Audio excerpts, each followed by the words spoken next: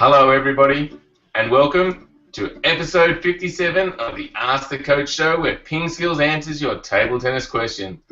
In today's episode, we discuss blocking, whether the age you start playing matters, table tennis glue, and which rules we recommend. As always, here to answer these questions is Super Coach Alois Rosario. Welcome, Alois. Morning, Jeff. How are you this morning? Yes, I'm very good, thank you. Excellent. I've got a lot of good questions today, so I'm excited about the show again. Good. Let's get into it. All right, so let me just bring up the questions. So first of all, yesterday's PingSkills question of the day. Have you noticed any difference in the play of the world's top players with the new plastic ball? Can't say I have. The game looks really similar. If you didn't know that they were playing with a plastic ball, I don't think you would even notice. Even the sound of the balls now is so much better. When they first came out, they were really tinny and you could really hear the difference. Now they sound a whole lot better. So, all that worry that we had before, I don't think it was warranted. I think the balls are basically the same. The game is basically the same. I don't think it's changed much.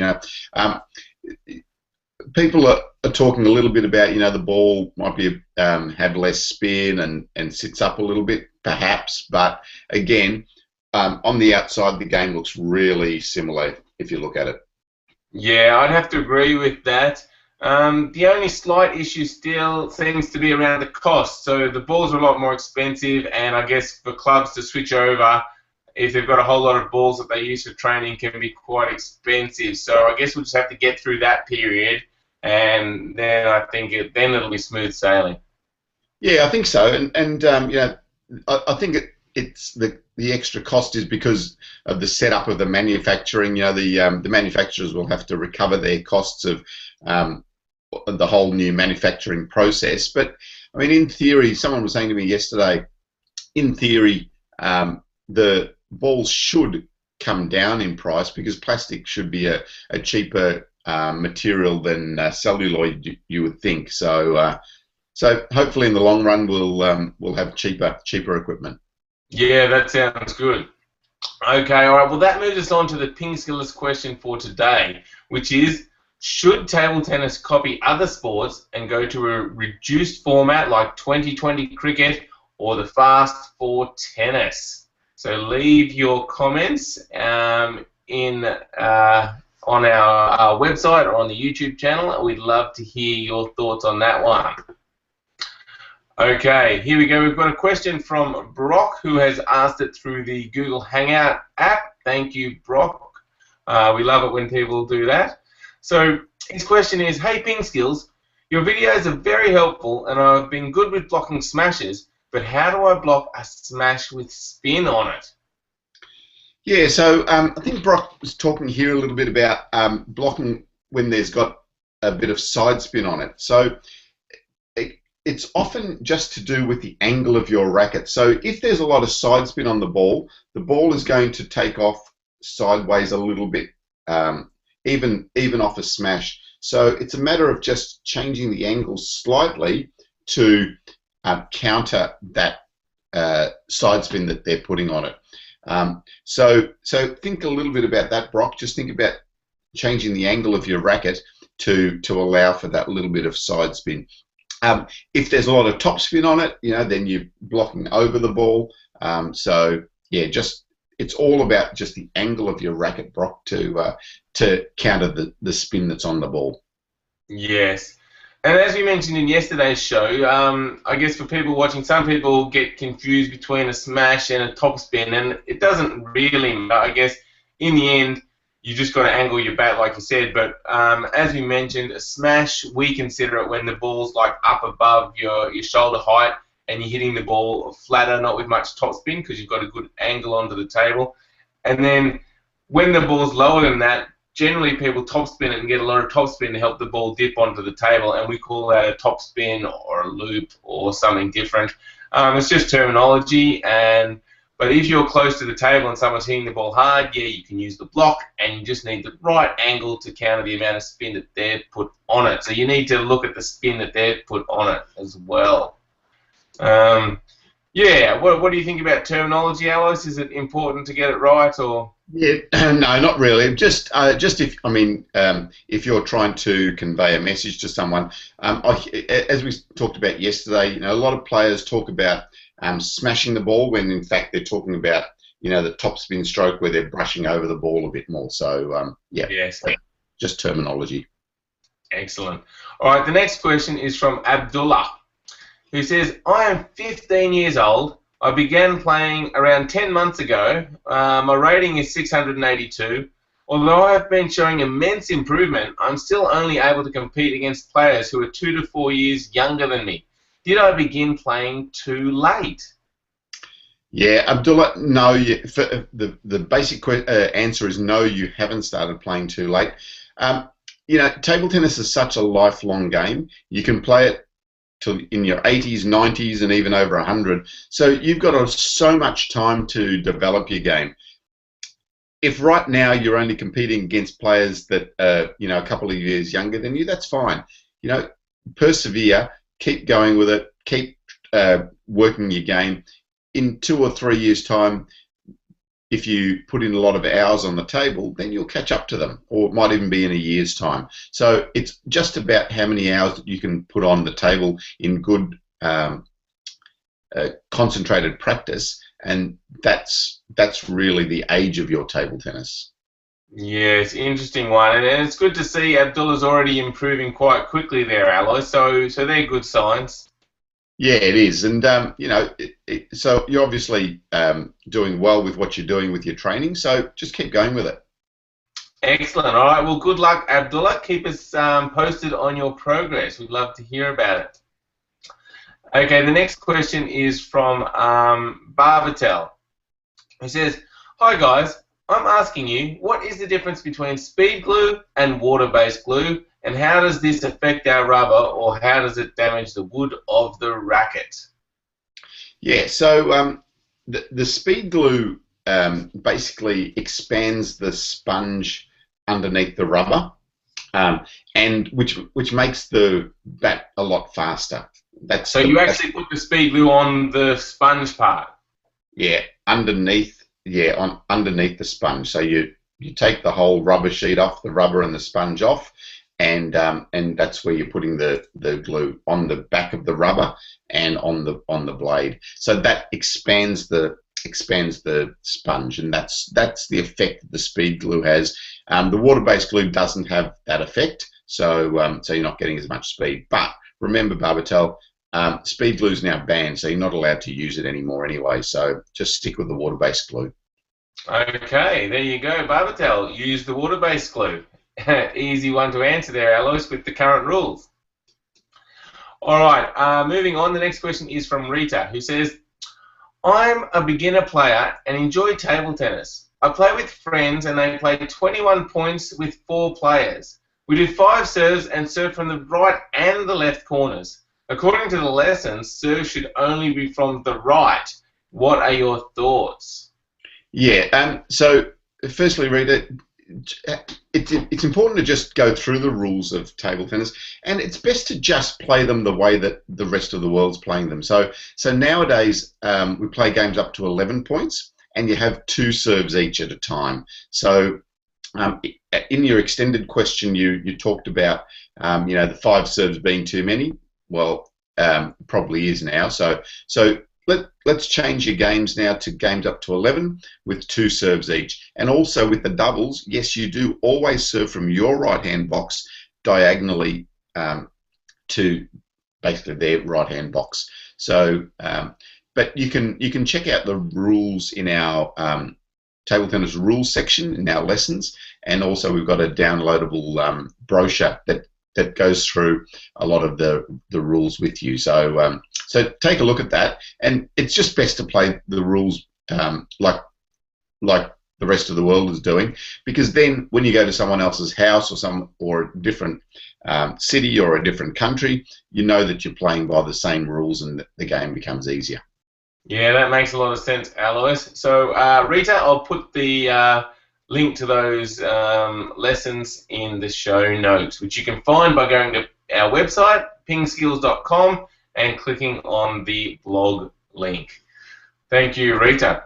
All right, now we've got a question from Namita, who's jumped on again using the Google Hangouts Q&A app and asked, what is the best paddles and balls to buy? Now, this is a big question, Alois. Yes, Namita, good question. There's such a big range of equipment out there. The important thing is to find something in the range that's going to suit you. So depending on how long you've been playing, if you haven't been playing for very long, get a pre-made bat that has some reasonably slow controlled rubber on it that is going to allow you to develop your game.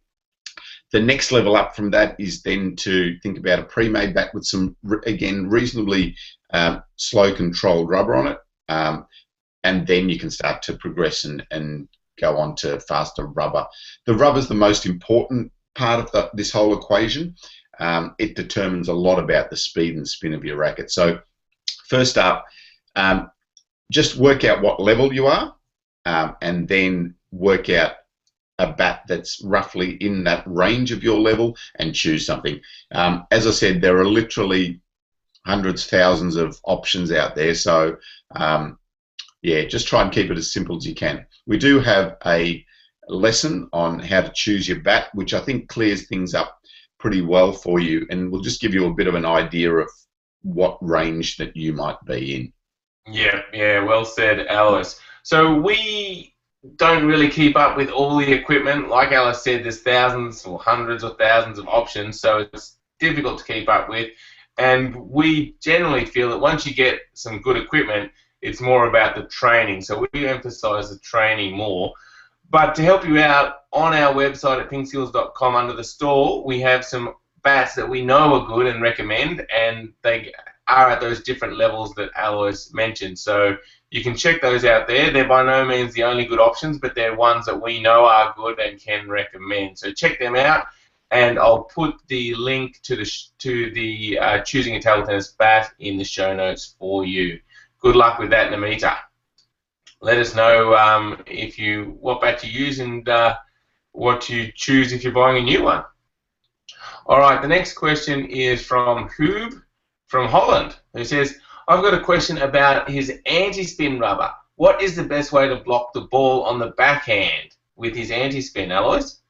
Yeah, so using anti-spin means that you're not going to be able to generate much topspin yourself. So it's very similar to playing with long pips. I haven't got a sheet of anti-spin here with me. It's very similar to playing with long pips on your bat.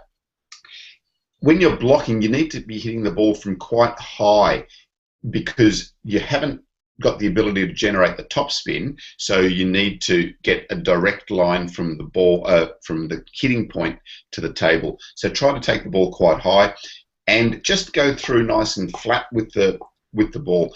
Remember, if they've put topspin on the ball, when it hits your anti-spin, it's going to come out with backspin. So your shot's going to be floating with backspin. So you need to be really accurate, and that's why hitting the ball a bit higher is going to give you a better chance of making that shot onto the table. So that's my best advice about the anti-spin. The other thing you can do is do a chop block, and we've got a lesson on this for our premium members in our strokes and techniques. We've got a chop block with the long pimples. The principles are exactly the same when you're using anti-spin. So with the chop block, you're coming down on the ball, hitting the ball fairly early off the bounce. So yeah, have a look at that lesson as well. But the anti-spin block, if you want to block it flat, make sure you're hitting the ball from quite high. Okay, well, good luck with improving your block, Hoob. Hopefully those tips help you out. All right, last question, Alois, from Brock, who's, again, used the Google Q&A app to ask a question. And Brock asks, how do I improve myself more easily? Yeah, so Brock, the biggest thing, and we emphasize this all the time, is training. So the first thing is you've got to get out on the table and spend hours on there That's the most important thing. You know, we can think about things, we can have a look at equipment and all that sort of stuff, but the most important thing is to go out and do some training. Depending on the level that you're at, will determine what will be in the content of your training, but it's important to structure your training well. So we've got a template of a training plan for you. It's based around a 2-hour session, so just how to break your training up. You know, your warm-ups, your basic skills, your footwork drills, your match drills and game drills. So if you structure your training well, then you'll get the best out of your training. So if you just go out there and hit the ball and play, you won't have any focus as to what you're trying to improve. So have a look at the PingSkills training plan template, and that'll give you some really good ideas. We've also got a free download of some training drills that you can have a look at, and that will give you some ideas about drills that you can do and to improve different areas of your game. So structured training is important.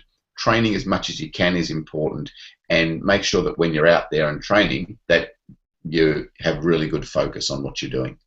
Yeah, great answer, Alois. Yeah, I think it's the same with any skill. You know, you can sort of analyze it, but you really do need to get out there and just practice the skill to get better at it. And like you said, we've got a lot of help available, and I think also we've got the training secrets section of our lessons, which is I think underutilized a little bit, but that actually takes you through the secrets of training. So that is well worth a watch if you haven't seen it. That is for our premium members. All right, well, that wraps up the show, Alois. We've had a good show. We've answered a lot of your questions. Been excellent questions today, and thanks to all those people for jumping on the Google Hangouts and asking the questions live. It's always great to get those questions. We'll have the episode up on iTunes after this show, and you can always find them all at our website, pingskills.com, and click on the blog link. Thank you, everyone, for watching, and thank you, Alois. Thanks, Jeff, and thanks to Brock and Namita for getting on and asking some questions on here today too. So it makes the show a little bit more interesting, and thank you, Brock, for your final comment there. Yes, thank you, Brock. All right, see you later, everyone.